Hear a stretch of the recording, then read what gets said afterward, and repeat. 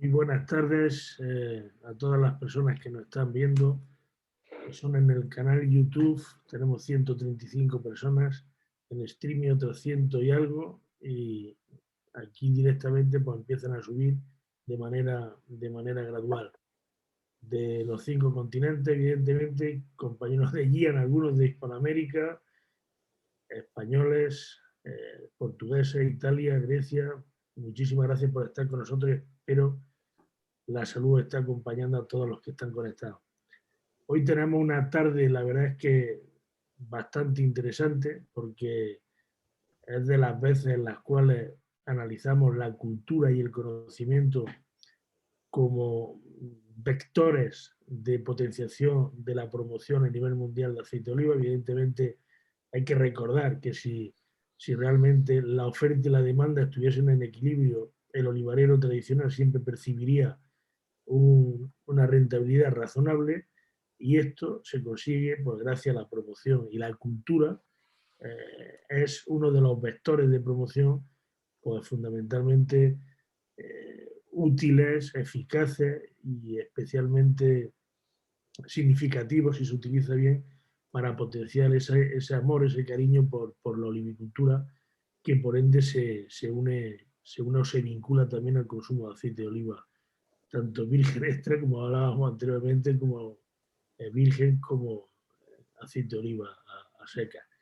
Sin mucho más tiempo que dedicar a la presentación, pues vamos a empezar tenemos 3 invitados de excepción, la verdad, 3 invitados de excepción, todos conocidos, y vamos a empezar por Fran Gómez Gálvez, que él es ingeniero agrónomo, investigador postdoctoral del Banco de Gemoplasma, Mundial de Gemoplasma del Instituto Andaluz de Investigación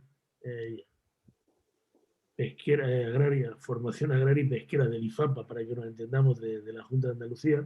Muy buenas tardes, Fran. Buenas ¿Qué tal tardes. estás? ¿Todo bien? Todo bien. Vale, perfecto. Sobrellevando la calor. Sobrellevando la calor, ¿no?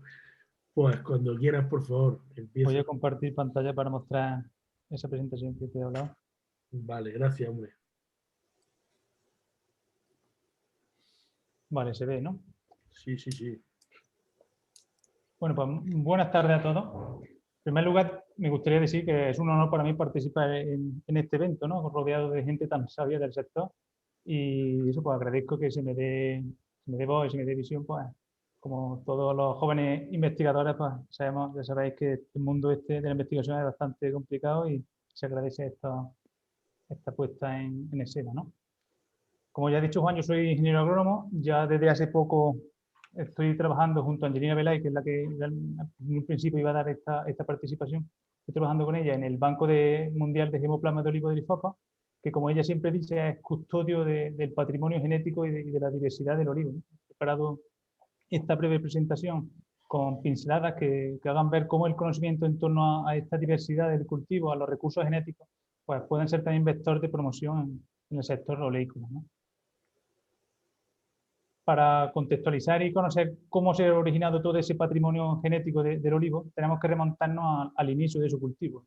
Aquí he puesto una diapositiva para ello, y es que hablar de bueno, el inicio del cultivo, pues, por consenso entre la comunidad científica, pues se ha situado, se ha establecido en la llamada media luna fértil, ¿no? A la parte más occidental de la antigua Mesopotamia. Y pues se ha consensuado que fue allí donde el cultivo se consolidó, donde el aceite de oliva empezó a usarse ya no solo como alimento, sino casi como era más importante quizás con otros usos como la iluminación, la lubricación para ritos medicinales, etcétera, ¿no? Esta versatilidad o esta amplia utilidad hizo que el cultivo pues perdurara entre civilizaciones, entre diferentes civilizaciones, y este conocimiento y esa cultura en torno a él pues se difundiera hacia el oeste. Esa cultura y conocimiento, digo, en torno al olivo, pues empezó a fraguarse con el denominado proceso de domesticación del cultivo, ¿no? Los primeros olivareros, o los proto-olivareros, como una vez escuché a alguien decir, y me gusta mucho ese término, fueron aquellos que seleccionaron y explotaron a cebuches que destacaban en algún aspecto, ya fuera por el tamaño del fruto, por la oleosidad, por la producción, o simplemente porque se adaptaban muy bien al ambiente en el que se asentaban esas poblaciones, ¿no? Esta domesticación pues, se consolidaría poco después con el aprendizaje de técnicas de propagación, mayormente la técnica la técnica del injerto, la técnica de propagación por estacas y suecas, ¿no? Y bueno, al igual que la vid, la higuera, la palmera de datilera, que conforman ese grupo de primeras especies leñosas cultivadas, pues se permitió a que se expandiera el cultivo y se empezaran a hablar de lo que las primeras variedades de olivo, ¿no? Cuando se empezó a multiplicar, a clonar de manera vegetativa. Bien, pues desde esos primeros vestigios de domesticación ha habido un intercambio de genes entre variedades que se seleccionaban, variedades quizás que se exportaban de otras zonas y las poblaciones locales de acebuche. Así se ha ido conformando, como aquí vemos, un ciclo de selección que ha favorecido o que ha conducido a una gran diversidad, una diversificación y un aumento progresivo del número de variedades de olivo. El camino que ha seguido esta diversificación ha sido objeto de estudio desde el punto de vista genético por numerosos grupos de investigación, ¿no? Aún no se puede llegar a saber si realmente fue, si el cultivo de variedades se importó de manera material o de manera inmaterial. Es decir, si se trasladaron plantas desde otros puntos del Mediterráneo o si únicamente lo que se importó fue la técnica, el cultivo, y el cultivo se realizó a partir de la acebuche local. Seguramente se diera un escenario intermedio, una cosa mixta, ¿no? En un estudio reciente de los compañeros de la Universidad de Córdoba, que aquí muestro algunos de los resultados, pues concluyen que esa domesticación debió ser multilocal. Vieron que a lo largo del Mediterráneo la mayoría de variedades pues, se agrupan muy claramente en tres grupos o tres linajes, o tres acervos genéticos, como ellos lo llaman, uno oriental, otro central y otro occidental. Además, vieron algo curioso, y es que el grupo de variedades del sur de España pues, difería mucho genéticamente con los olivos silvestres que hay por aquí, por la zona. Sin embargo, pues, tiene un mayor parentesco con los olivos silvestres de Oriente Medio. Esto pues, lleva a pensar que gran parte de las variedades andaluzas son de origen alóctono, no autóctono, como sí pueden ser las del centro de la cuenca mediterránea o las propias variedades que encontramos allí en Oriente Medio. Esta misma teoría también se desprende de un trabajo que realizó Angelina Velay y colaboradores, allá en un estudio a nivel nacional con material cultivado y material silvestre de toda España, y donde pues, también vieron que el acervo genético de los acebuches de Andalucía es bastante diferente al de las variedades que hay por la zona. E igualmente pues, se vio que había más parentesco entre ese material cultivado y material silvestre que hay en Levante, sobre todo en la zona de Tarragona, por Cataluña, ¿vale? En cualquier caso, toda esta domesticación de cultivos, ya sea local, importada o mixta, pues, ha originado un gran patrimonio del olivo, una gran diversidad varietal bastante amplia que se estima en alrededor de unas 2.000 variedades. De estas 2.000 variedades, solo algo más de la mitad se han descrito y catalogado en los 54 países que cultivan el olivo hoy en día, ¿no? He incluido también el dato de que hay más de 3.000 nombres de variedades, más de 3.000 denominaciones, para remarcar una de las principales dificultades que ha habido históricamente para la correcta descripción y clasificación de las variedades, el problema de la sinonimia y de la homonimia. Así pues, por ejemplo, para Picual hay hasta 50 denominaciones diferentes a nivel internacional, y en el lado opuesto pues tenemos el caso de la homonimia, que es cuando una misma denominación, un mismo nombre, pues alude a diferentes variedades. El ejemplo típico es el de manzanilla, ¿no? Con manzanilla pues, nos podemos referir a manzanilla de Sevilla, manzanilla casereña, manzanilla de Montefrío, manzanilla preta, etc. Bien, ¿qué pasa? Pues a pesar de toda esta riqueza genética disponible, a pesar de todo este patrimonio genético del que disponemos, la olivicultura moderna tiende a una escasa diversificación. Tiene predilección, como es lógico, hacia variedades de mayor producción, mayor rendimiento graso, mayor calidad, mayor adaptación a los métodos de recolección actuales, ¿no? Y esto se refleja muy bien si echamos un vistazo a la oferta varietal de los viveros comerciales. Aquí he puesto una gráfica que, aunque son un poco, tienen ya unos años, se mantiene la tendencia hoy en día. Y es que a nivel tanto regional como nacional, la variedad de arbequinas, picuarios y blancas pues abarcan cerca del 90% de la oferta varietal, ¿no? Esto también ocurre en otros países, como hemos visto. Por ejemplo, en Portugal se da con la variedad galega vulgar, en Grecia se da con Coronequi, Picholín marroquén en Marruecos, Coratina, Lechino y Frantoio en Italia. En definitiva, en todos los países se está dando el mismo escenario. ¿Qué conlleva esto? Lo que se conoce como erosión genética, ¿no? Estas variedades más productivas, más precoces y con un mayor rendimiento van desplazando poco a poco, como luego, a esas variedades antiguas, a esas variedades locales, que digamos ya no cuentan con el beneplácito del agricultor a no adaptarse también a esos requerimientos agronómicos o requerimientos comerciales de la actualidad. Esta erosión genética pone en riesgo varios aspectos, ¿no? En primer lugar, voy a destacar esa pérdida de legado de diversidad que se ha ido tejiendo poco a poco, como hemos visto, a lo largo de generaciones, de civilizaciones. El olivo, la mayoría de variedades de olivo, pues, por las propias características del árbol, ¿no? Son variedades muy antiguas. En el caso de Andalucía, pues hay variedades que perduran desde la época romana, cuando la Hispania bética era despensa del imperio. Con motivo de esta charla, pues he tenido oportunidad de leer algunos documentos históricos y tal, y había algunas cosas que desconocía, ¿no? Y he querido, por ejemplo, plasmar con dos evidencias la importancia capital que tenía el olivar andaluz, ¿no? En aquella época. Por un lado, la moneda acuñada en la Hispania romana, ¿no? Que incluía, entre los símbolos que incluía, estaba el conejo. Hispania significaba tierra de conejos, ¿no? Y también estaba el ramillete de olivo, ¿no? Representando la importancia que tenía el cultivo en esta zona. Y por otro lado, pues también el hallazgo producido en el monte Testaccio de Roma, donde se encontraron millones de ánforas con la marca de fabricación bética, ¿no? Que nos hacen imaginar las toneladas y toneladas de aceite de oliva que se llevaban desde aquí, desde la Bética, a la metrópoli italiana.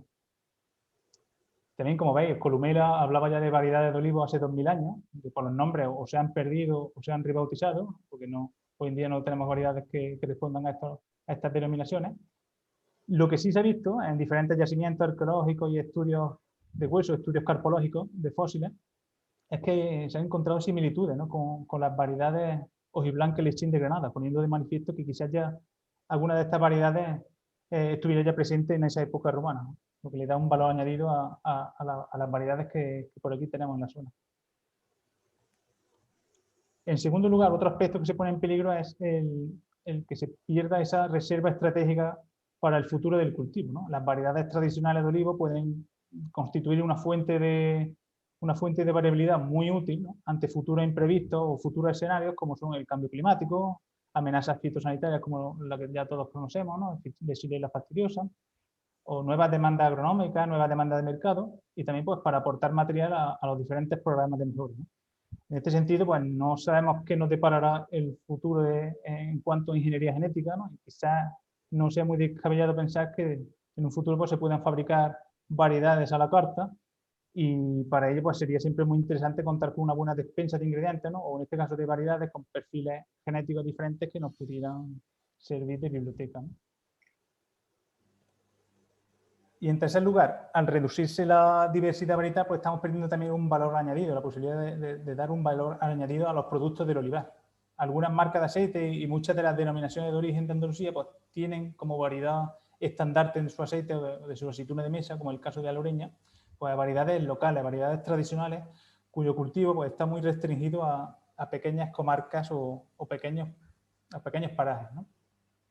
También se le puede sacar un valor añadido a la propia monumentalidad de los ejemplares, como lo hemos estado discutiendo antes de entrar online, digamos, como hacen en el territorio de Seña, allá por Castellón, Tarragona y Aragón, donde administraciones y asociaciones privadas, pues, preocupadas cada vez más por ese expolio de olivos monumentales, se han unido y han creado un museo natural de olivos, dándole el valor añadido tanto a sus aceites como ya haciendo sinergias con sectores de restauración y turismo.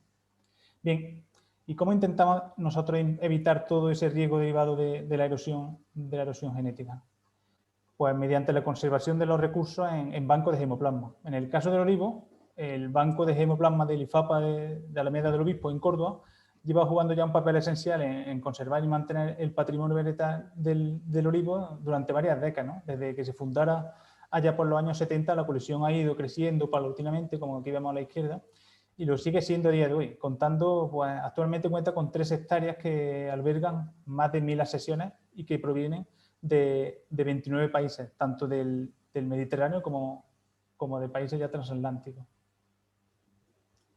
Además de esta colección, pues, el banco cuenta también con una copia de seguridad en Mengíbar, ¿no? Para salvaguardar aún más ese patrimonio, y pensando también en la importancia de recopilar la máxima cantidad de biodiversidad posible, pues contamos con una colección de material silvestre, de material de acebuche y de subespecies afines como Olea guanchica o Olea africana, ¿no? Bien, ¿de dónde viene todo este material que conservamos en la colección? Pues en primer lugar, de las labores que que se llevaron a cabo, las labores de prospección que se llevaron a cabo entre los años 70 y 90 por don Diego Barranco, Luis Rayo, Juan Caballero, entre otros, donde se prospectaron olivos de hasta 33 comarcas diferentes, anotando casi 1000 denominaciones distintas, ¿no? En total se recogieron unas 272 variedades nacionales, de las cuales 174 fueron descritas como variedades locales, porque estaban restringidas a pequeñas comarcas o a parajes muy concretos. En segundo lugar, la colección, como ya he dicho, cuenta con un importante número de variedades extranjeras que han sido proporcionadas gracias a la colaboración con distintas instituciones como la FAO o la red de bancos de gemoplasma que está coordinada por el Consejo Agrícola Internacional. Y también en la última década pues, estamos recibiendo material fruto de otras colaboraciones con otros centros de investigación como el IBIA en Valencia o el IRTA de Cataluña, quienes también han llevado importantes trabajos locales de prospección y están recuperando variedades tradicionales y locales, y también colaboraciones con entidades privadas, colecciones privadas, como la de Aragón y La Rioja, con compañeros también de otros países como Albania, Croacia y Uruguay, que están llevando a cabo prospecciones locales y nos están enviando material. Y en último lugar, la vía de entrada más reciente en la que yo he participado más activamente antes de la pandemia y que ahora esperemos retomar en la siguiente campaña, que ha sido a través de nuevas prospecciones realizadas en Andalucía. Unas nuevas prospecciones que fueron motivadas por resultados de algunos trabajos recientes, como el realizado en la Sarquía malagueña, en la zona de Baena, también una tesis doctoral que dirigió Angelina Belay sobre olivos monumentales. Todos estos trabajos pues, evidenciaban el hecho de que aún hoy sigue habiendo variedades locales no catalogadas hasta ahora, incluso en Andalucía, que ha sido una región ampliamente explorada y trillada en este aspecto, ¿no? Por ello, pues, se lanzó una campaña de difusión con el cartel que aquí veis, una campaña de difusión de búsqueda de variedades a través de oficinas comarcales, ayuntamientos, cooperativas, almacenas privadas y agricultores particulares.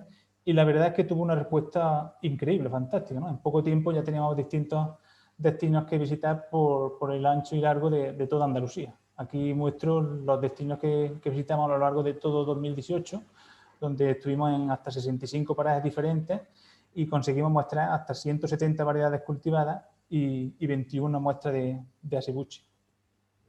Aquí me gustaría detenerme y decir que la mayoría de esos ejemplares mostrados eran árboles majestuosos, eran olivos y acebuches monumentales que llevan acompañándonos pues, cientos y cientos de años y que, pues, desgraciadamente, la mayoría de estos tienen ya los días contados, ¿no? También hablando antes de comenzar la sesión, hablando con los compañeros, digo que algunos de estos olivos monumentales que ya visitamos en el 2018, pues hemos vuelto a llamar este año y algunos ya se han perdido, ya está empezando el expolio, ¿no? Es una pena y deberíamos reflexionar en este sentido, pues como se hizo quizá en el territorio del Senia, en Castellón y Tarragona, e intentar de alguna manera pues vencer esa infravaloración que hay de estos recursos que, como ya he dicho, son bastante importantes, ¿no? Bien, pues de ese total de 191 árboles que se muestrearon en esta prospección de Andalucía, tras los análisis de identificación por marcadores moleculares y tal, nos quedamos con un total de 28, ¿no? 28 nuevas variedades que no estaban catalogadas, no estaban incluidas en nuestra colección y 19 nuevos perfiles silvestres que se incorporaron a las colecciones del IFOPA. Algunas de ellas pues ya este año han empezado a plantarse, tanto aquí como en la copia de seguridad que tenemos en Mengíbar.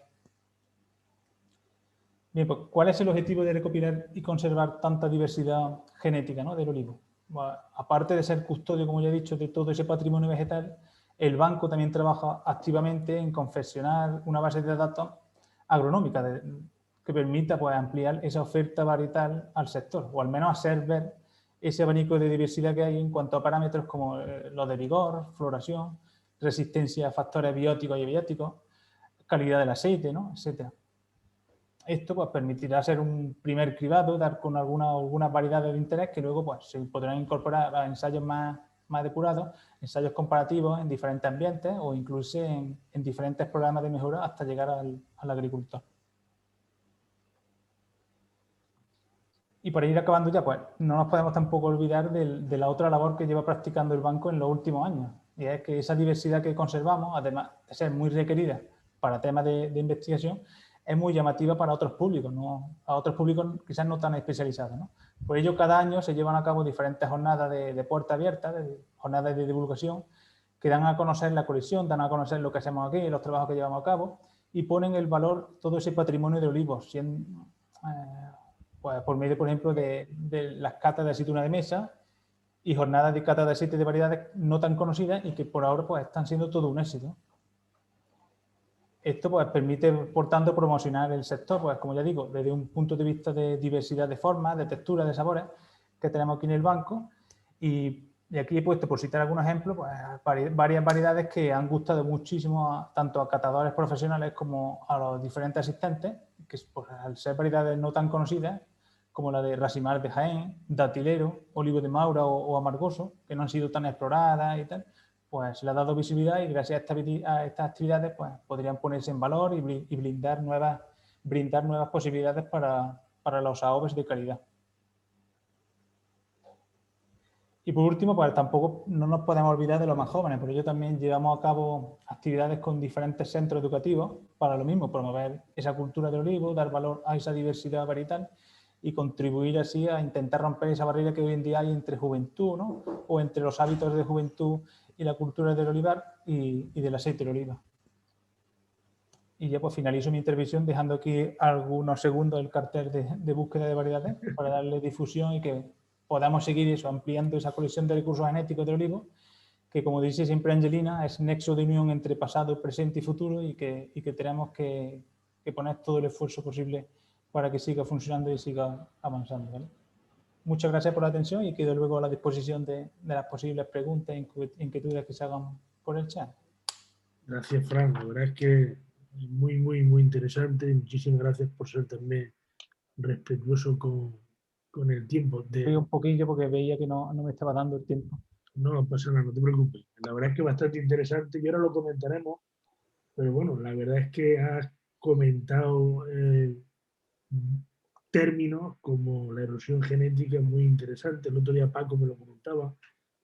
Y luego pues tenéis una capacidad, es un patrimonio irrefutable lo que tenéis ahí. La verdad es que es una pasada. Y luego, para después iros pensando, porque también ahora el siguiente invitado, para hablar de cuáles creéis que son los más antiguos de los olivos que hay a nivel mundial, ¿vale? Y bueno, ahora seguimos comentando, no obstante, porque veo que ya subió su presentación también Gian, ¿vale? Al siguiente invitado ya lo conocen de hace poquito, que estuvo con nosotros también, ¿vale?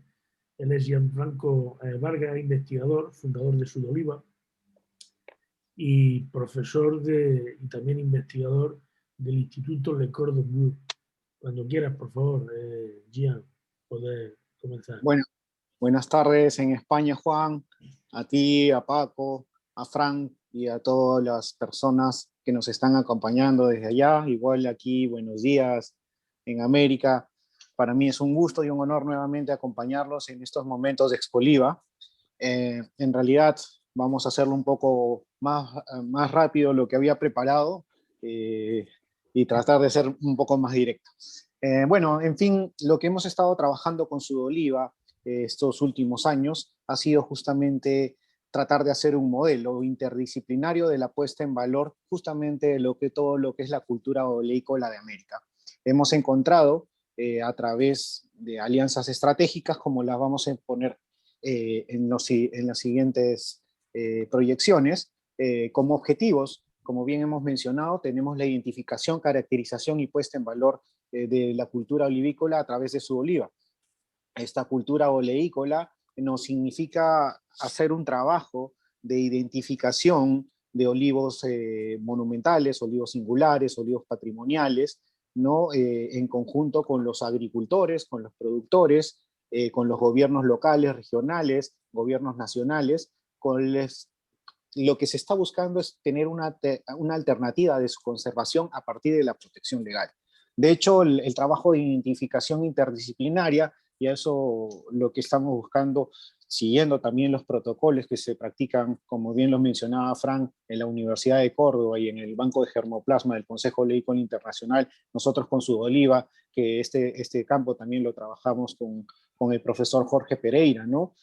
Para el proceso de identificación y caracterización, venimos trabajando puntualmente, ¿no? También los áreas de protección legal. Tenemos un equipo y un trabajo con abogados en cada país, porque hay de acuerdo a las regiones, de acuerdo al estado, de acuerdo al municipio, protección legal en el área natural, en el área vegetal, y esas terminologías que bien las manejan y tecnicismos legales los propios abogados, hacemos que esta herramienta investigativa, esta caracterización, esta catalogación de cada uno de los ejemplares que hacemos es justamente para darle todo el soporte, además de su patrimonio genético, que es muy significativo y que, cual lo ha explicado a la perfección Frank, en realidad eso también es un valor que va dentro de esta caracterización y que va anexado justamente a la monumentalización.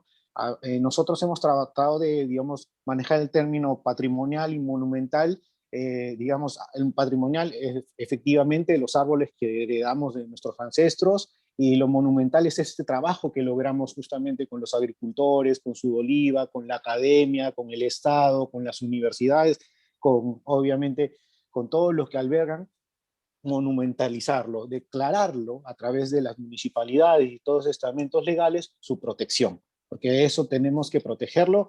Bien habla Fran también de la expoliación, estamos aquí nosotros muy expuestos a la expoliación de olivos, hemos hecho unos estudios y que realmente son preocupantes, la cantidad de olivos centenarios que se han mermado en toda la costa sur peruana, en Chile, en Argentina, e incluso aquí en Norteamérica y México. Entonces, lo que queremos hacer justamente con el concurso, un proceso de sensibilización para que tengan los agricultores ese sentido de pertenencia, esa identidad que muchas veces les hace falta, y como bien lo estamos tratando en este tema, esa cultura que sea la que sea el soporte, la base, ¿no?, patrimonial, para seguir empujando, para seguir promoviendo la cultura oleícola, la cultura del aceite de oliva. Entonces, estas son las estrategias que venimos aplicando. También buscar un desarrollo atractivo agroturístico, es decir, darle las herramientas a los agricultores de olivos centenarios en que eviten la expoliación, hacer partícipes de rutas, que vamos a ver los resultados un poquito más adelante, hacer partícipes de hacer aceites de oliva premium, ¿no?, para que los puedan exportar a los mercados más importantes, que son Brasil y Estados Unidos, ¿no?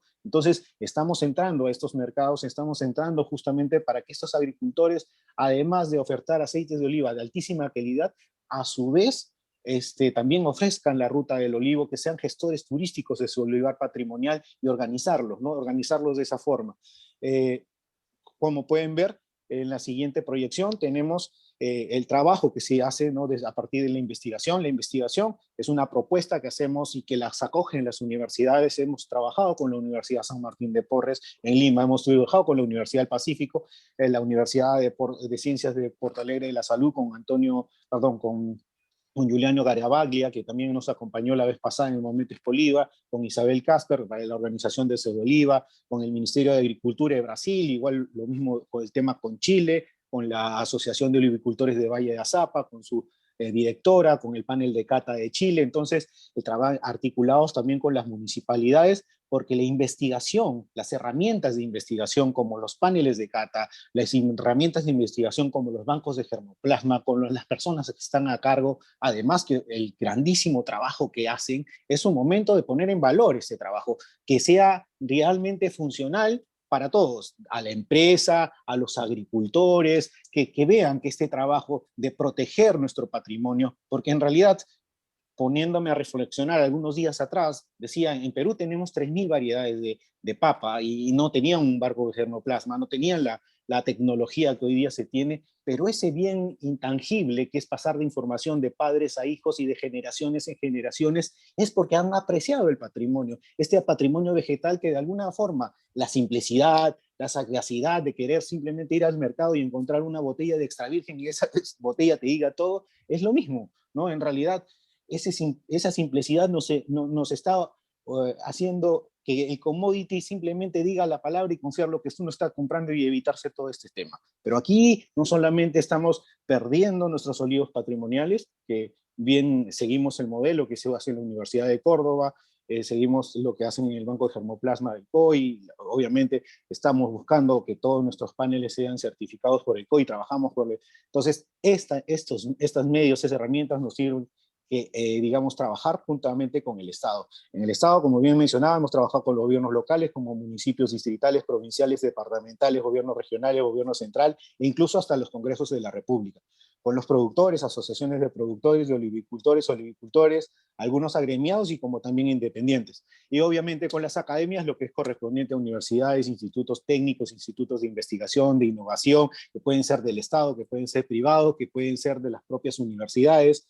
En realidad, los laboratorios algunas veces nos han ofrecido sus trabajos, obviamente incluso hasta gratis, porque saben que esto es un tema de puesta en valor, de catalogación, de cuidado y de preservación. Entonces, la disposición que hemos tenido aquí en América por cada país ha sido impresionante.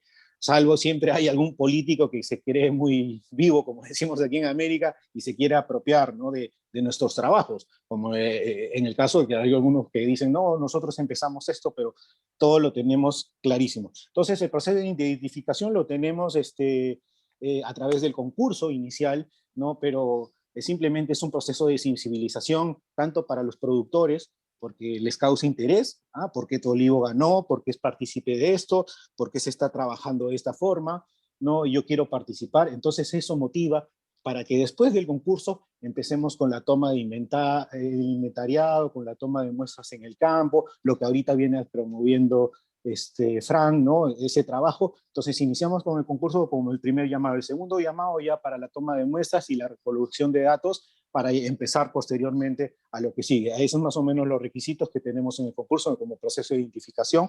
Después, aquí tengo un ejemplo, trabajamos digamos, tanto con los ministerios de Agricultura, como en el caso de Brasil, con el caso de Chile, con el caso de aquí de Perú, con las dependencias, por ejemplo, de recursos naturales que tienen la protección, porque trabajamos también que ellos, de alguna forma, los olivos que han participado del concurso, sean certificados tanto a la información que nos están dando los agricultores, constatado que es realmente cierto, y de alguna forma eso también nos ayuda a su catalogación y después lo presentamos con un estudio ya, digamos, inicial, una caracterización inicial morfológica, que lo trabajamos con el profesor Jorge Pereira, y este año lo estamos empezando a trabajar con la Universidad Nacional de Moquegua, ¿no?, con el profesor Iber Guayay y con la profesora encargada del herbario. Entonces esto para nosotros es un inicio, la certificación y trabajar con el Estado. Asimismo, para el proceso de producción de los aceites de oliva de cosecha temprana, hablando ya en el caso Moquegua, que es el concurso anterior que se ha hecho de olivos patrimoniales y el inicio de esta caracterización, también hemos producido los aceites de oliva de los olivos centenarios, los cuales los estoy presentando en Miami, por eso me encuentro acá, también los vamos a presentar en Europa, y lo hemos trabajado con el sitio agroindustrial. Ahí está la ingeniera Madi Kunurana, los productores de la Asociación de Productores de Olivo de Hilo, que son 15 productores que tienen olivos centenarios en todo el valle. Entonces hemos comenzado a caracterizar sus árboles, hemos encontrado distintas variedades, muchas veces pensamos que es una u otra. Después, posterior a esto, ¿no?, empezamos también los primeros bancos de germoplasma con los Institutos Nacional de Investigación Agraria, con el INIA de Tacna, con el INIA de Moquegua, con la Universidad Nacional de Moquegua. Lo mismo estamos viendo en los demás países, ¿no?, para poder justamente este material que vamos recolectando con la información, con el proceso de interés inicial del inventariado, trabajar de esa forma. Entonces, para resumirles un poco la historia de América, he ido más o menos con el proyecto y contarles cómo se iniciaron los cultivos por aquí. Bien, la introducción del olivo, para que tengan claro mucho, el olivo no llegó con Colón. El olivo llegó después del segundo viaje, prácticamente con el hermano de Cristóbal Colón. No tuvo resultados en Centroamérica por las condiciones climatológicas que caracterizan esos lugares, el calor constante, hasta que encontraron un clima como en la costa sur peruana y después un clima similar que es en el sur, en Chile, ¿no?, al del Mediterráneo, al que corresponde la franja mediterránea, y el cultivo para su desarrollo en América tomó su tiempo, ¿no? Entonces, 1560, tal como lo relata el Inca Garcilaso de la Vega, y cual lo hemos podido constatar, además de estudios que hemos hecho en el archivo general de Indias, ¿no?, el momento donde se embarca este barco desde Sevilla, que vienen los olivos del Aljarafe. Hemos hecho un estudio etnográfico, un estudio cultural para poder seguir hasta, digamos, a la historia cómo llegaron estos. Cuando se inició su propagación en Hilo, en el Valle de Hilo, en esta zona, más o menos en 1570, cómo se introdujeron los primeros viveros, quién estuvo a cargo de las primeras producciones de olivos aquí, que fue un agricultor español que se llamaba Gonzalo Guillén. Él diseñó en lo que es el RIMAC, hoy en día el Paseo de los Descalzos, justamente la propagación de estos olivos de variedad criolla a la mano de los dominicos. El aceite de oliva que llegó aquí en América fue por la necesidad del aceite de oliva lampante para el Santísimo Sacramento, para la iglesia, porque era fundamental para los rituales. Entonces, y ahí más o menos hemos trabajado el detalle. ¿Y cómo empezamos la puesta en valor? Como ven, en las imágenes, aquí ya es el proceso, la realización de la ruta que hemos diseñado con su oliva desde Arequipa hasta Tacna. Hemos presentado las regiones más importantes de producción de olivicultores y sobre todo aceituna de mesa. Aquí en Perú principalmente se produce aceituna de mesa, ¿no? Primariamente, secundariamente el aceite de oliva, con un gran camino y gran futuro, ¿no? Entonces se aprovechan que estos olivos centenarios tengan estas características. Hemos hecho estos aceites, los hemos presentado en cada región, hemos hecho ya las primeras rutas, y a cada agricultores les hemos dado su premio, hemos conseguido que los agricultores empiecen a exportar a Brasil, estamos consiguiendo que vengan a exportar a los Estados Unidos, y su promoción, digamos, en todos los medios de prensa de cada país, ¿no? En caso Perú, en caso Chile, en caso Brasil, en caso Argentina, como se viene trabajando. Eso es un poco más del concurso de este año que acaba de pasarse. En el caso del sur peruano se han encontrado olivos patrimoniales, centenarios todos en general, mayor a 3, nos han encontrado mucho en la región Moquegua 12, ¿no? Que más o menos pasan los 400 años, y en la región Arequipa 5 olivos. Entonces ese es el resultado solamente de Perú. Tenemos un resultado general en América que hemos encontrado para esta ocasión cerca de 37 olivos, ¿no? Que con esos también nos dan un inicio para empezar su catalogación y empezar su puesta en valor. Las rutas es como parte de la puesta en valor, como pueden ver aquí en las imágenes, son las rutas de los olivos patrimoniales en el Valle de Hilo, en la región Moquegua, parte del concurso. Como resultado, la ruta del olivo en la región Tacna. La región Tacna, como ven, es frontera sur con Chile, y el flujo turístico más importante que tiene el Perú y obviamente por carretera, es por Chile, y estamos diseñando una ruta también con la gente de Chile, con la Asociación de Olivicultores de Azapa, para que unan toda esta frontera y los visitantes puedan recorrerla, justamente saliendo desde el Valle de Azapa, yendo a Los Palos, a Tacna, a La Vituña y terminando en Tacagüey para el caso de Tacna, y esto se extiende hasta Hilo y se extiende para hasta Arequipa, ¿no?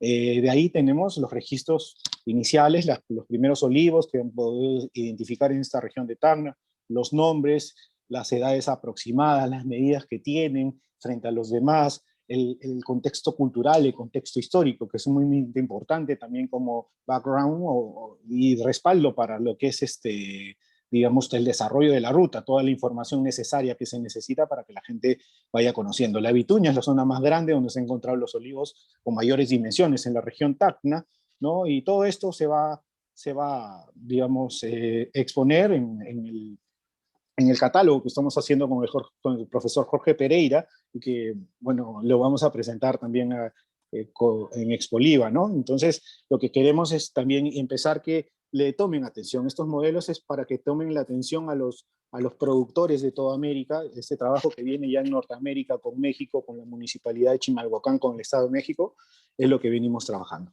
Bueno, Juan, discúlpeme si me haya pasado un poquito, no, pero bueno, ahí... no, muy bien, la verdad es que bastante bien. Y bastantes cosas interesantes también. Anteriormente, Fran, ¿me oí o no? ¿Me oí? Sí, sí. Paco está por ella, ¿no? Estoy aquí.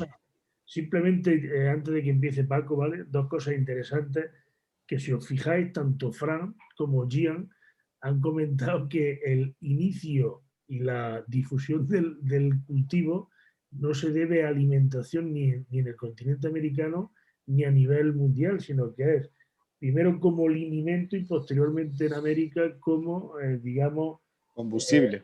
exactamente, para alimentar los rituales, ¿no? O sea, como bastante llamativa ambas cosas, la verdad. Pero bueno, seguimos si os parece, ¿vale? Y después tendremos oportunidad de comentar lo interesante que ha sido. Ya seguramente hay preguntas, yo no obstante tengo ya algunas para los dos, y sin más, pues le doy la palabra a mi amigo Paco Lorenzo, que aparte de ser vecino de playa, también es amigo, y bueno, él es médico experto en nutrición comunitaria, ¿vale? Y aparte, presidente de Olearu. Cuando tú quieras, Paco, por favor. Gracias, Juan.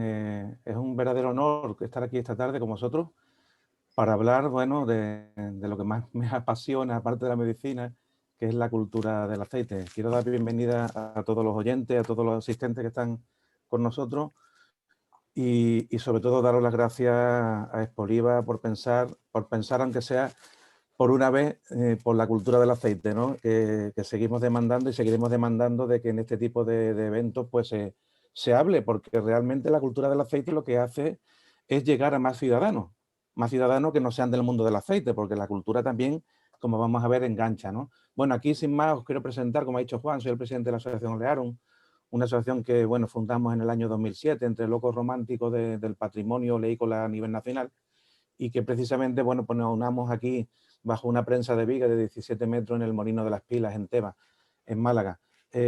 Podemos presumir en la Asociación Olearum de que tenemos, bueno, pues no muchos socios, unos 40, pero sí muy comprometidos con la cultura del aceite, hasta tal punto que tenemos una red Olearum de museos del aceite de nuestros socios, donde se pueden ver pues molinos de infinidad de características diferentes como podéis ver, ¿no? Porque los molinos antiguos no se hacían en serie como los de ahora, ¿no? Había de todo tipo, ¿no? Como podéis ver en estas imágenes. Y bueno, y siempre que hay el Día Internacional de los Molinos, de los museos, perdona, o algún vínculo en común con la cultura del aceite, pues intentamos que estos museos pues estén abiertos para que la ciudadanía contemplen nuestro pasado cercano oleícola, ¿no? Yo siempre que hablo del aceite, de su cultura, siempre digo que la cultura del olivo es un recurso inagotable. Y ejemplos, miles, por no decir millones, ¿no? En cada pueblo, en cada zona, en cada rincón del Mediterráneo, siempre hay algo de la cultura del aceite que impregna pues, la luz, las comidas y tantos usos que ha tenido el aceite a lo largo de la historia, ¿no? Y desde Olearum, evidentemente, siempre hemos pensado que la difusión y el conocimiento de esta cultura pues, es uno de los principales vectores para promocionar el sector del aceite y posiblemente uno de los principales argumentos para fidelizar a los consumidores y sobre todo para fidelizarlo en la compra, ¿no? En las ventas de las almazaras, ¿no? Siempre partimos en nuestras conferencias en un dicho que dice solo se ama lo que se conoce y solo se defiende lo que se ama.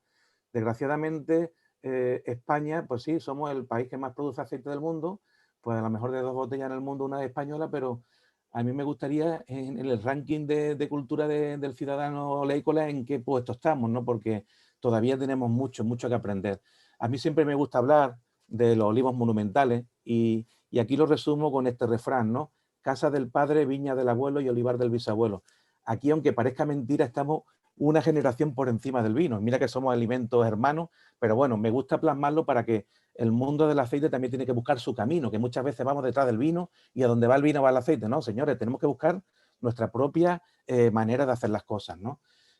Antes Fran ha hablado de esa multivariedad que tenemos, ¿no? De más de 1200 variedades. Pues esto es de un pueblo, del pueblo de mi madre en Monda, en la Sierra de las Nieves, precisamente desde hace muy poco parque natural, parque nacional, y fijaros en un rinconcito la cantidad de variedades que hay, ¿no? Y por supuesto, hablar de aceite, hablar de Homero, del poeta griego. Estamos hablando del siglo VIII a.C., que parece ser que es el que acuñó el término de oro líquido. Y por supuesto, ¿no? El máximo respeto desde Olearum y desde mi persona, por supuesto, a los olivicultores, a esas personas que hacen posible, no los agricultores en general, que hacen posible que todos los días en nuestra mesa tengamos pues, un buen aceite, un buen pan, un buen tomate o lo que haga menester, ¿no? Entonces, nunca se nos olvide de la importancia y la cultura debe de servir para que los olivicultores vendan su aceite y vendan su trabajo con el mayor de los respetos y perfectamente remunerado, ¿no? Si queremos hablar de cultura del aceite, del olivo, pues podríamos rellenar transparencia infinita, donde se hable de los rondeles, de los capachos, del vareo, del ordeño, de la mola olearia, de las prensas de viga, de las tablillas minoicas, que fue la primera vez que se escribe la terminología del aceite, ¿no? En la cultura del rey Minos, en Creta, de Palas Atenea, del monte Testaquio, que ha hablado antes Fran, y de que era la trazabilidad de la época romana, que hablar de la literatura, de los cantes del olivar, del refranero sabio, como vamos a ver algunos refranes, ¿no? Por supuesto de la cata, que es el buque insignia de la cultura del aceite. Si no sabemos catar, si no sabemos distinguir lo bueno de lo malo, vamos a seguir siempre el mismo ítem, que es el precio, desgraciadamente, ¿no? Y si hablamos de gastronomía, aceite, bueno, gazpacho, pensar en unas torrijas, en unas tortas de aceite, en el pescadito frito con aceite de oliva. Pensar también en lo importante que son los museos, en conservarlos, en difundirlos, en el papel importante de la iluminación en la historia, la cosmética, por supuesto. Ese famoso elemento, el istrígilo, ¿no? Donde se hacía el ceremonial de los campeones olímpicos de la época romana, ¿no? Y hablar también de sus propiedades cosméticas como el jabón, ese jabón de Alepo, el jabón del lagarto español o el jabón de Marsella, ¿no? Hablar de salud, bueno, también es una cosa que me apasiona, ¿no? La nutrición, el ácido oleico, los polifenoles, que también es cultura, se está convirtiendo ya en cultura. Ya se habla del hidroxitirosol, el holocantal, la loceína, términos que antes ni se nos pasaban por la cabeza, ¿no? Y después ya, si hablamos de blanquetas, ya ha dicho, perdón, de variedades, ya ha dicho Frank un montón de ellas, ¿no? Pero sobre todo la cultura mediterránea, como dijo George Duhamel, el Mediterráneo que acaba donde esté el último olivo plantado. Por eso Perú y nuestro amigo Gianfranco, perdón, también se puede considerar perfectamente mediterráneo. Pues eso, en la Mediterránea es compartir, es la formación, es el enoturismo que vamos a ver ahora, la experiencia, hablar de lo biodinámico, de la ecología, del medio ambiente, todo eso es cultura olivarera. Y de cada una de estas palabras se puede sacar un compendio que realmente lo que atrae, pienso yo, y pensamos de a la población en general. Fijaros lo que decía el amigo Juan, que en paz descanse, sobre la cultura. Él decía que cuando tengo una oportunidad de definir en público a qué nos dedicamos, me gusta decir que somos una empresa familiar, con un objetivo eminentemente cultural. Está hablando un almazarero. Decía, Andalucía es la mayor productora de aceite de oliva virgen extra del mundo, pero desgraciadamente también una de las menos consumidoras. Por eso debemos impulsar un conocimiento completo sobre nuestro producto estrella, que es el aceite de oliva virgen extra, desde la escuela, desde los más pequeños. ¿Por qué? Porque es un signo de nuestra identidad como pueblo. Y si desde fuera lo aprecian y vienen aquí a España a visitarnos y a conocer el aceite y su cultura, pues desde dentro, desde Andalucía y desde España, debemos dar ejemplo. Por eso su empresa Basilipo se esfuerza en promover la cultura. Y así deberían de ser todas las empresas oleícolas, promotores de cultura. Y al tan cacareado binomio aceite-salud debemos de empezar a sumarles cosas que sumen, que atraigan, como es el aceite y la cultura. Por eso, hablar de cultura es hablar de gastronomía, del aceite, hablar del paisaje, del aceite, hablar del medio ambiente, del aceite ecológico, del aceite biodinámico, de la vida que tiene el olivar, de quién vive allí, con quién comparte el olivar, por supuesto del turismo, que es el verdadero vector, vehiculizador de todas estas corrientes culturales, y por supuesto hablar de historia, hablar de literatura. Pues aquí tenéis en Vieja Fielno Huevo, un cuadro de Velázquez de 1618, donde posiblemente sea una de las primeras representaciones en la pintura española donde aparece en este caso unos huevos fritos, ¿no? Pues esto es cultura, y la cultura la atrae, ¿eh? Y antes lo he comentado, las almazaras, los olivicultores, las almazaras deben ser escuelas y profesores para los futuros consumidores. Esto es imprescindible, pero para ello tienen que estar formados para transmitir. Aquí os pongo el ejemplo de la escuela de Basilipo, donde se enseñan a los pequeñitos, como antes ha comentado Frank, a conocer lo nuestro, nuestra mediterraneidad, nuestros productos principales, la salud, nuestra cultura, nuestra historia. Pero siempre, ojo, todo esto basado en el convencimiento, nunca en la imposición. Si nosotros imponemos el consumir virgen extra porque sí, nos tenemos que dar argumentos de venta. Y la cultura es uno de ellos. Y por supuesto, el sector tiene que estar perfectamente formado para transmitir y para conocer esta cultura. Eso es vital. Y vuelvo a repetir, esa formación del personal del sector agrícola tiene que basarse en el convencimiento y nunca en la imposición porque es mi trabajo, sino en el convencimiento porque creo que estamos haciendo las cosas correctamente. Y por supuesto, la mejor manera de fidelizar al consumidor, bajo nuestro punto de vista, y particularmente del mío, es la cata. La cata es el buque insignia de la cultura del aceite. Cuando una persona sabe distinguir entre lo bueno y lo malo, ya tiene poder de decisión, ya con su dinero, pues se lo va a poder gastar en algo que le ha convencido de que es saludable. Por eso también esta fidelización del cliente tiene que estar basada en el convencimiento, no en la imposición. No, como usted está en mi almazara, mi aceite es el mejor. La otra almazara que está al lado de mi casa, ahí no vaya. No, señores, tenemos que sumar el virgen extra y después cada uno que se busque el camino como promocionarlo, ¿no? Y cómo venderlo. Porque recuerden que la cata, al igual que el mundo del vino y cualquier otro tipo de alimento, es un mundo de sensaciones, un mundo que cuando se experimenta por primera vez y se explica por primera vez, la gente se engancha en el buen sentido de la palabra. Y por supuesto el aceite no puede ir caminar solo. A veces nos empeñamos en que camine con el vino. Y ahí yo siempre digo que el vino calienta, el aceite alimenta, o el vino marida y el aceite armoniza. Fijaros, por ejemplo, qué ejemplo más bonito de cultura oleícola, que es haciendo sinergia con los tomates, la temporada de tomate. 5 tipos de tomates distintos. Esto en el pueblo de Málaga, en Coín, en la feria del tomate huevo de toro, con 5 tipos de variedades distintas de aceite. Emocionante y súper didáctica. Y enganchó. La gente no podía pensar cómo esa armonía de un aceite verde y un blanco, un picual, puede ir también con un tipo de tomate o otro tipo de tomate. Después tenemos que ser exigentes. Esto también es cultura. También es cultura que cuando vayamos a un restaurante, cuando tengamos los hijos en los colegios, en las universidades, exijamos de algún modo que en la restauración y los comedores tengan aceite de oliva virgen extra. Es también nuestro deber y, por supuesto, embotellado y rellenable. Faltaría más. ¿Y por qué no? Intentan también convencer a los restauradores que es muy importante enunciar las palabras mágicas de las cartas de los menús.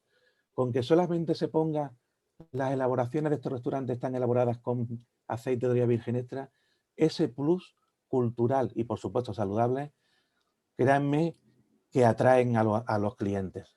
Pero siempre por convencimiento, nunca por imposición.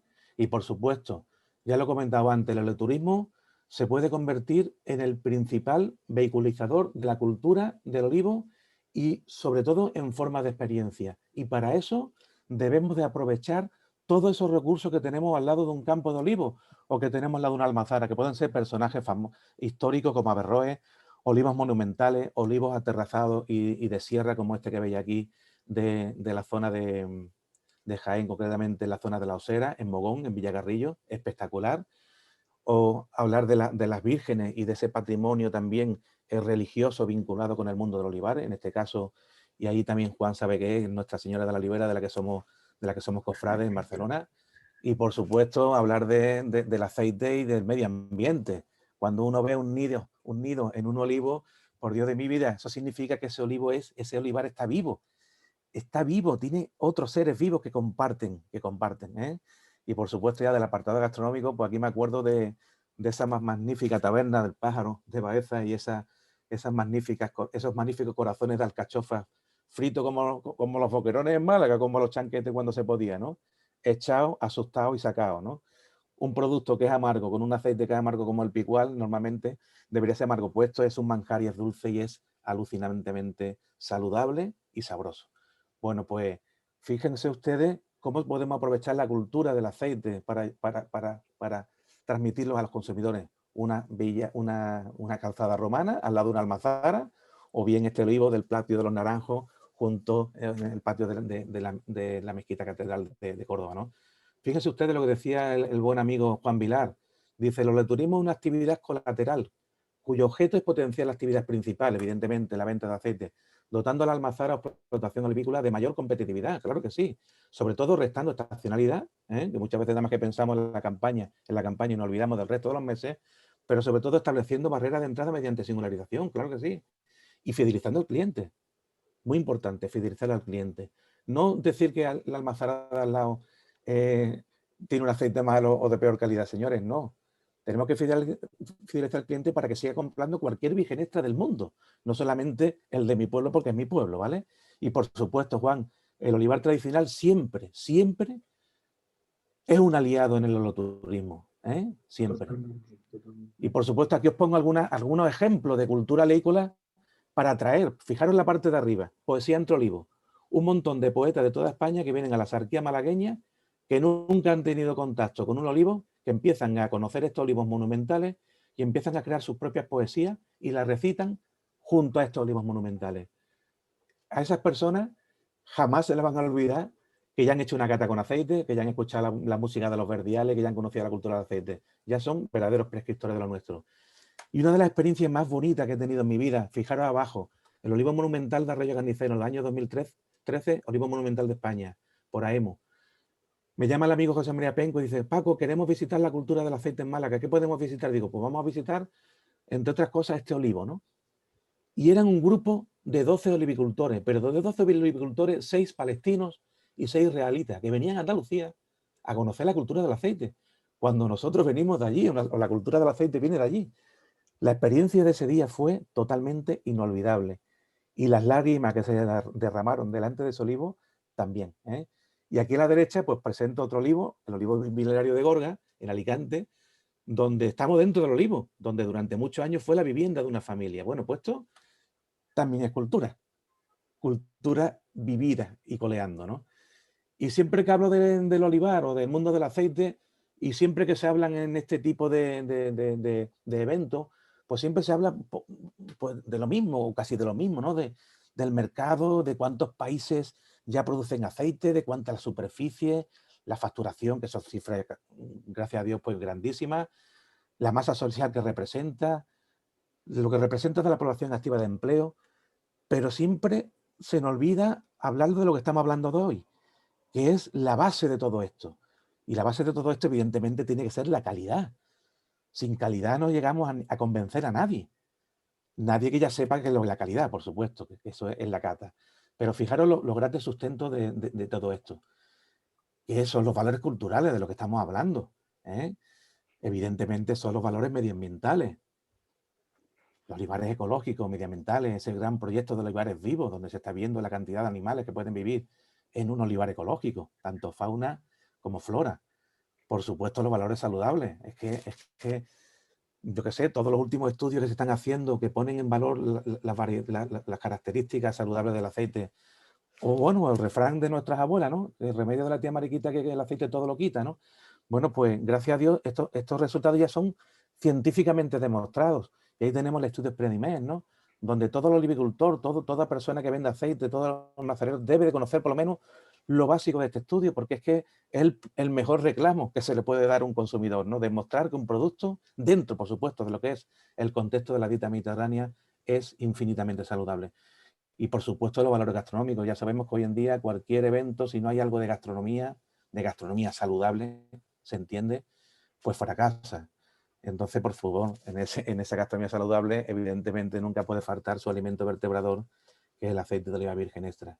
Pues estos son los grandes pilares, y fijaros, la cultura, el medio ambiente, la salud, la gastronomía y, por supuesto, todo basado en la calidad. Fijaros, valores culturales, casa del padre, viña del abuelo, el olivar del bisabuelo, lo vimos antes, ¿no? Y fijaros, cultura e historia del aceite de oliva, un recurso inagotable. Aquí por poneros algún ejemplo, 2 ejemplos malagueños, 2 fiestas típicas, los rondeles en Gasarabonela. Los rondeles allí son los capachos antiguos de Esparto, que se le meten fuego con aceite para iluminar a la Virgen de los rondeles y darle gracias por la cosecha de aceituna, en una comarca donde la principal aceituna es la Loreña de Málaga, autóctona de la provincia de Málaga. O bien la Molinda de Rebordo, que ya llevan 10 ediciones, donde se pone en funcionamiento, donde colaboramos también Olearon, en la puesta en funcionamiento de un molino de más de 300 años, ¿no? Donde nos faltan catas, donde nos faltan conferencias, donde nos faltan degustaciones gastronómicas, donde nos faltan exposiciones, todo lo que realmente la cultura del aceite puede mostrar. Ojo, y no es la típica fiesta de invitar a la gente a una paella gratis, para que quede eso claro. Es la fiesta para culturalizar a la ciudadanía. ¿Valores medioambientales? Pues aquí os hago otro refrán, cada mochuela su olivo, porque el olivar, sepan que es algo mucho más que un cultivo. Es una lucha contra la erosión, y aquí tenéis un ejemplo, Finca La Torre. Hace un par de años llovió mucho en la zona de Campillo, donde está Antequera, Finca La Torre, y llamé a Víctor, ¿cómo está el olivar? Dice, el olivar está genial. Esa misma noche hubo incluso muertos, y me dice, mira, el olivar está más magnífico porque un olivar con cubierta vegetal. Lo que tengo reventado son los caminos. Pues imagínense en esa fotografía, si ven al fondo un olivar convencional y aquí delante un olivar ecológico, en este caso biodinámico, ¿no? Por supuesto, todos los grandes valores positivos del medio ambiente y el olivar. Es un grandísimo sumidero del dióxido de carbono. El bosque humanizado mayor del mundo también tiene este efecto, sumidero de CO2. Y por supuesto, es una reserva de flora y fauna. Y aquí os pongo esta foto. Por favor, un lince ibérico de la especie más amenazada del mundo al lado de un olivo centenario. Que ya vienen gente del National Geographic, de muchísimas instituciones a nivel internacional, a hacer una espera al Hyde, en este caso con el amigo Agustín en Adamuz, con su empresa Alpacín. Y por supuesto, comparte espacio y posada. Aquí os pongo un ejemplo. Alpujarra Granadina, el olivar del Sute, que antes le ha puesto también Fran. Y fijaros, tienen al lado un naranjo, pero allí en otros olivares hay maíz, hay huerta. ¿Qué significa eso? Que posiblemente uno de los primeros invernaderos de la historia sean estos olivos monumentales en su momento, porque tiene muy cerquita Sierra Nevada y servían de parapeto para, en este caso, cultivos que no digamos, no aguantan tanto el frío de la Sierra Nevada que tienen al lado, ¿no? Y el proyecto Olivares Vivos, ¿no? Que está descubriendo, bueno, pues que realmente el olivar comparte con todo, comparte con animales, comparte con fauna y comparte también con cada vez más personas que quieren ir a visitar esos olivos monumentales, olivos que no sean monumentales, olivares singulares, donde se mezclan pues distintos tipos de cultivos y distintos tipos de paisajes, ¿no? Y por supuesto aquí dejo al final los valores saludables. Ahí os presento a mi madre y a mi tía haciendo, bueno, pues una buena sartena como no podía ser de otra manera, con madera de olivo, con virgen extra y unas papas, ¿no? Porque, como dice y dije antes, el remedio de la tía Mariquita, que con aceite todo lo quita. Y yo me quedo con aceite y salud, ese binomio perfecto. Me quedo con esta frase de un profesor mío de la universidad, don Federico Soriguer, de Cabra, egabrense, también médico, que él decía que la ove, pese a que le pese, la única grasa que no es perjudicial para la salud. Así que os dejo con lo último, con los valores gastronómicos. La mejor cocinera es la acidera. Para mí el aceite de oliva virgen extra es el alimento vertebrador de la dieta mediterránea por muchos motivos, pero sobre todo, entre otros, por este. Primer libro de cocina de la historia, de Recoquinaria, de Marco Gavia Picio, siglo I, unas 500 recetas, más de 300. El aceite viene como uno de los alimentos, en este caso como en el recetario, en todas las recetas, ¿no? En fritura, para adornar el plato al final, en guiso, en ensalada. O sea que si cogiéramos a cualquier libro de cualquier país del Mediterráneo de recetas, veríamos que el alimento que más se repite es su alimento vertebrador, el aceite de oliva virgen extra. Y aquí tenéis sus múltiples secciones culinarias, ¿no? Siempre digo, es el primero en la sartén, como podéis ver aquí, y el último en muchas elaboraciones, como ya decían los romanos, ¿no?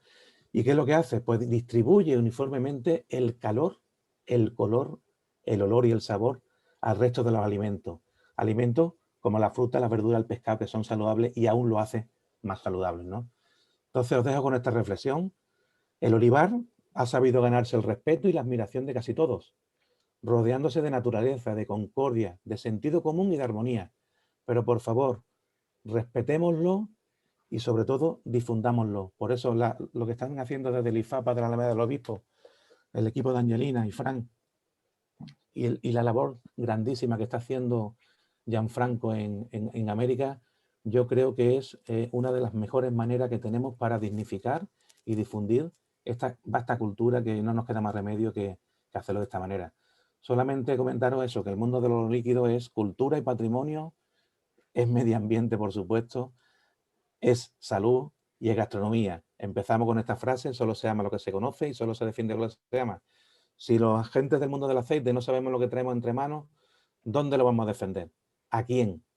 Ya no podemos jugar con la primera presión en frío, con que mi aceite es mejor, con que los aceites no hace falta filtrarlos, señores, no. Hace falta dar un golpe hacia adelante y siempre basándonos en la calidad.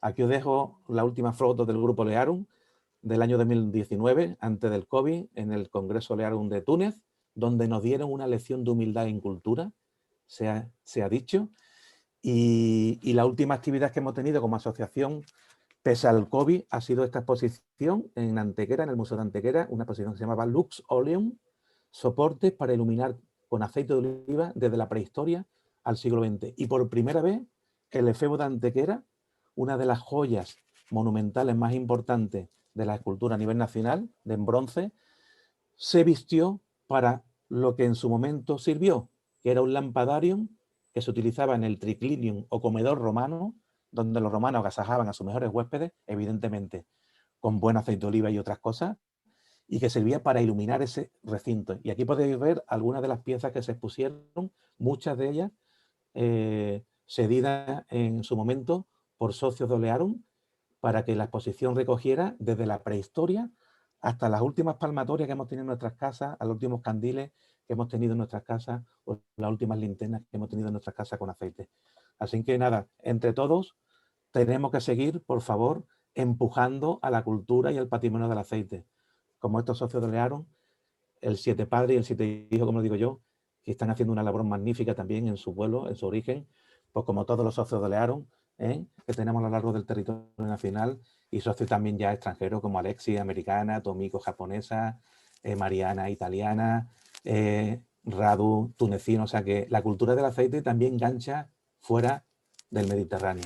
Así que solamente, por decir alguna coletilla final, tenemos que consumir AOVE, difundamos su cultura y reguemos la salud de nuestros seres queridos. Y os dejo con esta frase de un agricultor en un congreso de Olearum que nos dijo que el aceite de oliva virgen es la fuente por donde vuelve al corazón el alma de la tierra. Y esto resume un poquito todas estas cosas que he querido de alguna manera explicaros, ¿no? Así que nada, os dejo con las preguntas y encantado de poder participar y transmitir un poquito de cultura que creemos desde Olearum que es muy, muy necesaria y que realmente he podido comprobar con muchos compañeros médicos y con compañeros que no tienen nada que ver con el mundo del aceite, que cuando se le habla de cultura, se le habla con mimo y con cariño, pues realmente se enganchan y te están llamando: Paco, esta variedad es buena, Paco, este perfil de aceite, ¿qué cata tiene? Paco, que si voy a o Julio o Jesús, si voy a este sitio, ¿qué puedo ver del mundo del aceite, de la cultura, ¿no? Y realmente eso engancha. Así que no nos olvidemos en el sector de que la cultura suma. Muy bien, Paco. Muchas gracias por tu posición bastante interesante, la verdad, como las otras dos también. Mire, ya, si queréis, empezamos con las preguntas, ¿vale? Si os parece bien. La primera de ellas es para Paco y para Fran. Es de José Luis Reyes, Lorite, ¿vale? Y dice que si existe alguna iniciativa, igual que ha dicho Gianfranco, que existe en Hispanoamérica, que proteja el patrimonio de los olivos monumentales en España. ¿Existe o no existe? Si lo sabéis, claro. Pues yo lo único que sé que a nivel nacional solamente existe legislación al respecto para salvaguardar legalmente este patrimonio en Cataluña Castellón. y en la Comunidad Valenciana. ¿No, Fran? Sí, como en comunidad del Tauro del Senia, ¿no? Allí en Castellón, Aragón y Tarragona. O sea, que existe a nivel de comunidad autónoma, ¿no? Sí, allí se han puesto, así bastante peculiar, porque se han puesto en común por primera vez pues, varias comunidades autónomas y hasta, me parece que eran hasta 27 municipios diferentes, ¿no? O 20 y tantos Sí. municipios diferentes para defender eso, hasta 4.000, más de 4.500 olivos monumentales que hay por allí por el suelo, dándole un valor añadido pues, con sinergia en restauración, en oleoturismo, fabricando aceites exclusivos de fruto que provenía de esos olivos milenarios. Pero por aquí, por Andalucía, no hay algunas iniciativas privadas, como lo que hemos comentado antes en Granada, que han intentado conservar la variedad Lucio, una variedad tradicional que también cuenta con bastantes árboles centenarios y que sí le han dado un valor añadido y algún incentivo a los agricultores que mantengan esas variedades tradicionales. Pero por otras zonas hay muchísimos parajes que concentran un gran número de variedades que, vamos, que necesitarían algún incentivo porque son ampliamente, vamos, se deberían de conservar porque son espectaculares. Sí, aquí en Málaga, la Asociación Olearum, los socios de Olearum de aquí de Málaga, junto con la Asociación La Almazara de Periana, sí llevamos haciendo ya 10 años consecutivos visitas guiadas a este tipo de olivares. Olivares de la Sarquía, la mayoría son, como sabes, Fran, son acebuches injertados sobre injertados. Y la mayoría de la variedad verdial de Vélez, aunque hay una nueva variedad que descubrimos hace poco, que le pusimos picudo de la Sarquía, sí. Entonces, picudo de la Sarquía, perdón. Pero realmente, José Luis, tú también sabes que hemos hecho alguna actividad en Vélez Málaga, que aunque tú seas de Jaén, pero hemos hecho actividades juntos en la zona de Vélez Málaga, en el olivar de Poey, un olivar también multicentenario, pero realmente las instituciones están que no quieren saber nada, y más en Málaga con el problema que tenemos de la especulación urbanística, ¿no? Yo me acuerdo de haber presentado varios proyectos a la Diputación de Málaga y algún que otro pueblo de la provincia de Málaga para inventariar olivos monumentales y no hemos recibido ninguna respuesta favorable de ayuda, ¿eh? Y lo digo a muy pesar mío, y no muy pesar mío, sino de la cultura en general y de esos olivos, ¿no? Porque muchos de los productores, de los propietarios están deseando de hacer algo de esto, ¿no? pero realmente necesitamos también un poquito de apoyo institucional, ¿no? Porque si no, realmente es difícil. Yo siempre he pensado, siempre que hablo con Penco, le digo, José María, macho, a ver si un día conseguimos que todos esos premios que se ha dado al Olivos Monumental de España conseguimos reunir en una reunión, en una quedada, a sus dueños, sus propietarios. Lo que podría salir de ahí, podría salir una enciclopedia de cultura. Y ahí siempre se lo digo, pero a ver si algún día lo conseguimos y podemos reunirlos, ¿no? En el mundo de la morinología fue al revés. Bueno, se consiguió hacer Olearum y en Olearum pues también nos gusta mucho la morinología antigua y por supuesto no dejamos de lado ni las catas, ni dejamos de lado los olivos monumentales y todo lo que sea el patrimonio cultural, ¿no? Mira, Paco, una pregunta para ti. Ahora ya cogemos esta, ya vamos pasando. Opina Manuel Juan Caravaca Susi, el amigo Manuel Juan, ¿qué opinas del semáforo nutricional? Bueno, esto también podéis contestar vosotros dos si queréis, ¿vale? Tanto Gian como Fran, pero empieza Paco si quieres tú, ¿no? Bueno, pues sin meter el aceite en el ajo en primer lugar, he visto hoy una diapositiva que venían unas nuggets y en el otro lado contrario, jamón ibérico. Y decían las nuggets A y el jamón E. Digo, por favor, ¿quién ha hecho esto? Esto es un golpe al patrimonio, a la cultura y al sentido común. Y si nos ceñimos al mundo del aceite y del aceite de virgen extra, pues todavía más, ¿no? Yo cuando veo, hace poco colgó el amigo Penco también en su Facebook de Francia un ejemplo parecido y la verdad es que esto es indignante, lo pille por donde lo pille. Si lo pillamos desde el punto de vista cultural no tiene sentido, desde el punto de vista patrimonial menos, pero es que desde el punto de vista saludable todavía menos, ¿no? Con lo cual, ahí tiene que haber una serie de intereses que la verdad es nefasto para los que sentimos la mediterraneidad, ¿no? Porque dejar fuera o no poner donde debe de estar. Vamos a ver, evidentemente, es una grasa, tiene 9 calorías por gramo, pero es que resulta que el aceite de colza, el aceite de girasol, también tiene 9 calorías por gramo, pero lo que nutricionalmente aporta uno y aporta otro no tiene ningún sentido, ¿no? Y sobre todo lo que aporta también desde el carácter de la sabrosidad del alimento que estamos tomando, ¿no? Que los alimentos cuando se fríen con virgen extra no son aceitosos, están crujientes, están doraditos, no se hacen pesados. Yo aquí en Málaga tengo una máxima, mira que aquí se presume de que se fríe pescado, pero yo por las noches no tomo pescado frito en la calle, porque sé que esa noche no duermo, porque el 99% está frito con aceite de semilla. Y el aceite de semilla son ácidos grasos poliinsaturados, con lo cual son mucho menos digeribles, con lo cual la digestión es mucho peor, ¿no? Entonces, yo qué sé, yo estoy indignado con el tema de... Lo que pasa es que, claro, estamos en tantos frentes que no podemos estar en tantos a la vez, pero ahí está el amigo Pulgar, está también Ana Isabel Alonso, que están ahí, por supuesto, lo estamos apoyando a muerte, ¿no? El tema de el aceite A, por supuesto, el aceite de oliva virgen extra es A, donde sea y como sea. Si queréis, me introduzco otra pregunta. Antes había hablado los tres de la expoliación.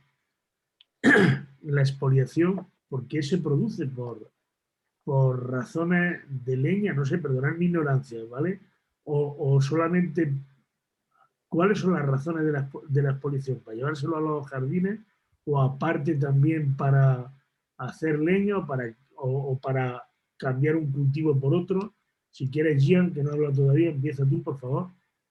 Sí, muchas gracias, Juan. En realidad, son diversos los motivos por cual se produce la expoliación. Hablemos en el caso de América y si quieres en zonas específicas, por ejemplo, en el caso del sur peruano, inicialmente los cultivos no resultaron por el factor del cambio climático. El cultivo en alguna zona de la costa sur peruana se producía en un ecosistema de lomas. Ese ecosistema de lomas ha estado desapareciendo, entonces ahí generó una iniciación de esta expoliación de estos olivos centenarios previo en el Valle de Tacna, que es mucho más importante en esta región, que hoy en día alberga más o menos 30.000 hectáreas de cultivo. La expoliación fue por una plaga. O sea, había una plaga que en los archivos decían la mosca azul y el Ministerio de Agricultura en ese entonces comenzó a expoliar. Entonces, porque evitar la plaga para el contagio de otros frutos, ¿no?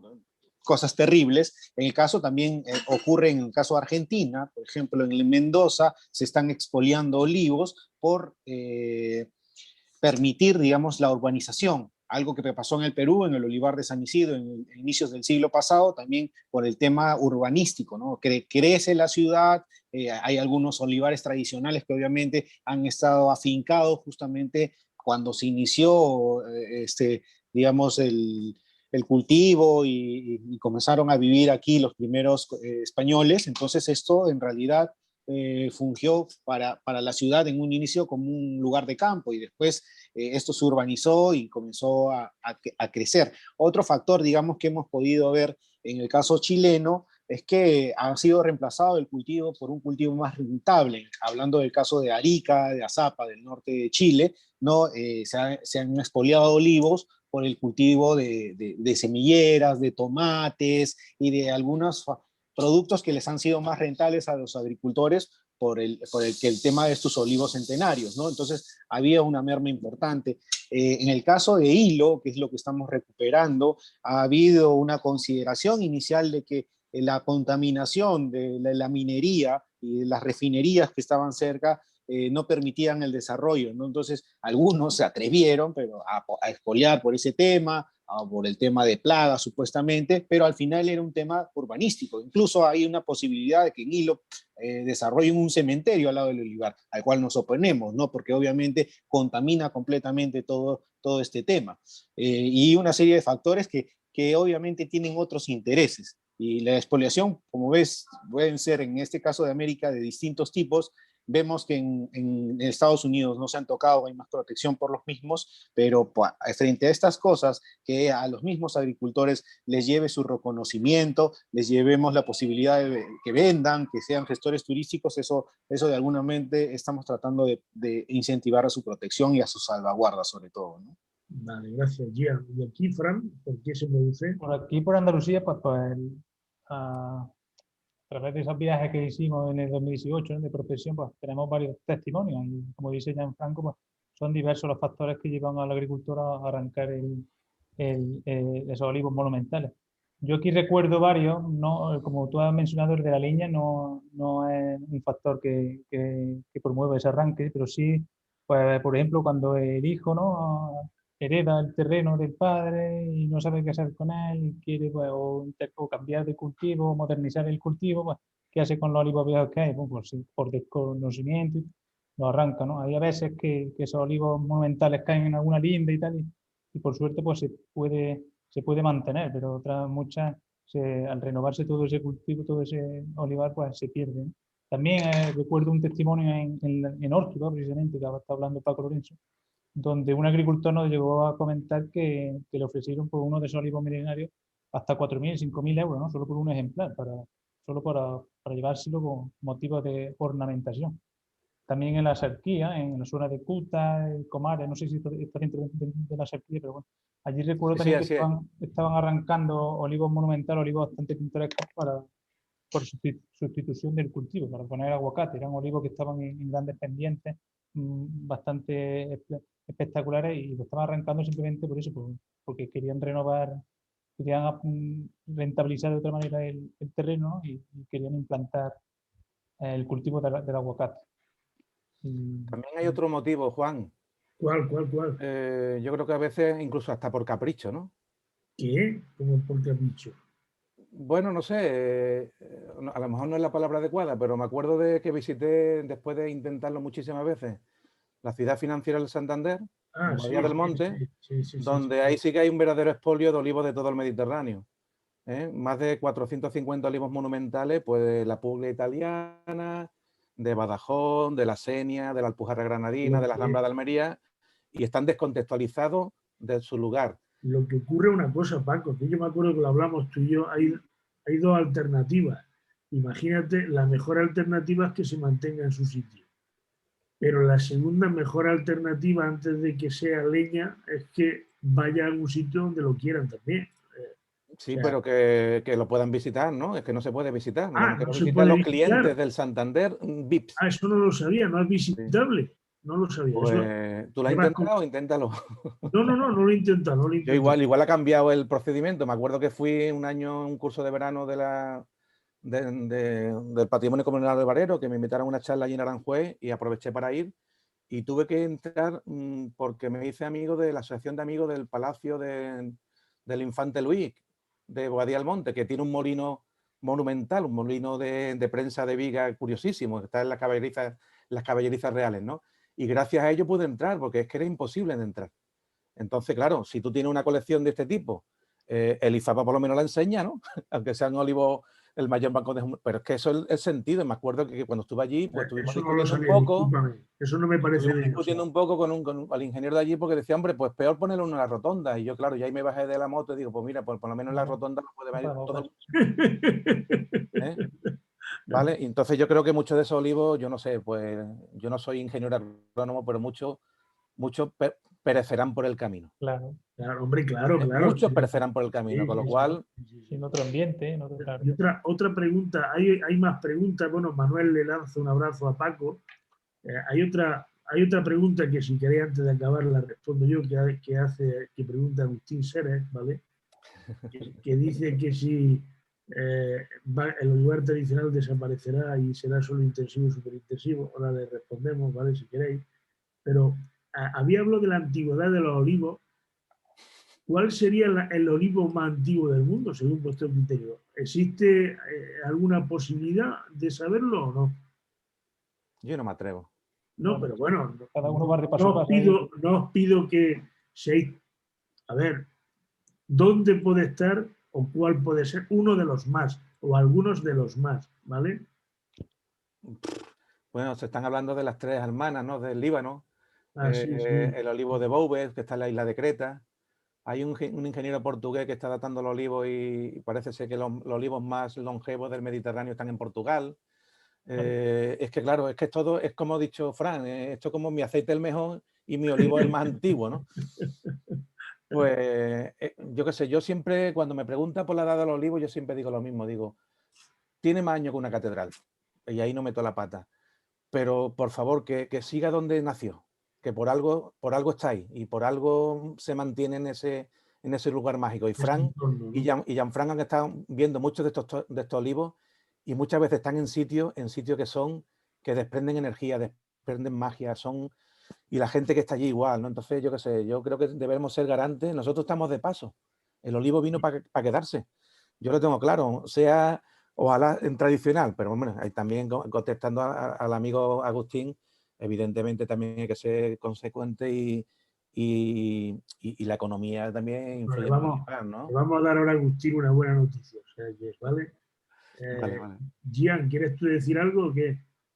No, muchísimas gracias. Y no solamente para aportar sobre este tema, yo creo que sí, evitemos la expoliación, porque aquí y en España y en el Mediterráneo, yo creo que el olivo quiere que lo conozcan. Él no quiere conocer a nadie, irse a otro lado a conocer gente. No, o sea, quiere que conozcan dónde ha pasado sus últimas centurias, conocer su ambiente, conocer todo esto, entorno extrínseco, cultural y todo lo demás, ¿no? O sea, y definitivamente es cuestión de que la gente aprecie los lugares, por eso buscamos el sello de identidad. Y con respecto al tema de la industrialización y el cultivo intensivo, también vemos que esta es una opción, ¿no? Aquí en América lo que estamos buscando es generar las variedades por país. Estamos viendo aquí en California y estamos en conversaciones con UC Davis, porque lo que se quiere es tener una variedad a partir de toda la caracterización de los olivos patrimoniales que hay en Norteamérica, México, de esto encontrar, como bien dice el profesor Jorge Pereira, exactamente el conocimiento que tienen los olivos en su espacio, después reproducido toda esa caracterización ambiental y generar esto para que cultivar intensivamente como una oportunidad a partir de su propio origen, ¿no? Perfecto. Gracias, Fran, Juan. a ti, Gian, por supuesto. Fran, ¿tú quieres comentar algo de lo que hemos dicho anteriormente? No, vamos, repetir lo que ya han dicho mis compañeros. Hay que darle ese valor añadido que se merecen estos olivos, estas variedades tradicionales, esta diversidad varietal pues, que por suerte pues, podemos aquí en el IFAPA conservar, enseñar y aprovecharnos de ella ya, como he dicho, ya no solo para fines científicos y técnicos, sino también para mostrarla, abrirla a otro tipo de público no tan especializado, ¿no? Otro tipo de público que pueda pues, valorar también toda esa biodiversidad, todo ese patrimonio genético con el que contamos. Perfecto. Ya para comentarle a Agustín Seres, mirar, a nivel internacional hay 5.100 hectáreas de olivar que no se pueden transformar. Con lo cual, eso supone aproximadamente pues, del orden del actual 45% de los 11,5 millones de hectáreas que hay a nivel mundial. Por lo tanto, el olivar tradicional nos acompañará siempre y evidentemente pues estará ahí. Tiene una vida distinta y una forma económica de explotación completamente diferente al olivar moderno, pero evidentemente estos olivos de los que vosotros habláis seguirán formando parte de esas 5,1 millones de hectáreas que a nivel internacional pues no se tocarán y estarán por las cumbres y en cualquier otro sitio donde no se transformarán. Que no ocurrirá. No ocurrirá porque no puede ocurrir, no por otro motivo, ¿vale? Aunque alguien quiera. Y ya está, pues como Fran tiene también que son las casi 25, ¿vale? Si queréis, muchísimas gracias, especialmente interesante, la verdad. Muy interesante. No, solamente comentar, Juan, que curiosamente Sí, este proyecto que hay de nombrar el olivar en Andalucía como Patrimonio Mundial de la UNESCO, pues resulta que en ese trabajo no hay ningún olivar superintensivo ni intensivo. Bueno, ahí lo dejo. Por lo menos ahora, no sé si dentro de 100 o 200 años ese olivar superintensivo pues también lo nombren Patrimonio de la UNESCO, pero ahora mismo no.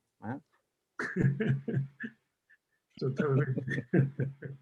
Bueno, pues gracias por la aportación, ¿vale? Gracias a vosotros. Un placer. Gracias a ti, Juan. Muchas gracias. Y con el resto de gente, Gian, Paco, Fran y Javier, que están los mandos, también muchísimas gracias por... al final sabéis lo que va a ocurrir. Igual que yo, Javier se ha tragado todas las conferencias y la siguiente mesa lo tendremos como invitado. O sea que, en fin, que paséis una buena tarde y que vaya especialmente bien, ¿vale? Igualmente, gracias. Cultura, seguro que ya habla de cultura, Juan. Venga, un abrazo muy Hasta luego. fuerte. Un abrazo grande. Hasta luego. Gracias. Hasta luego. Gracias, Juan. Gracias, Paco. Gracias a todos. Gracias, Gianfranco. Hasta luego. Hasta luego, Gracias. Fran. Hasta luego, Juan.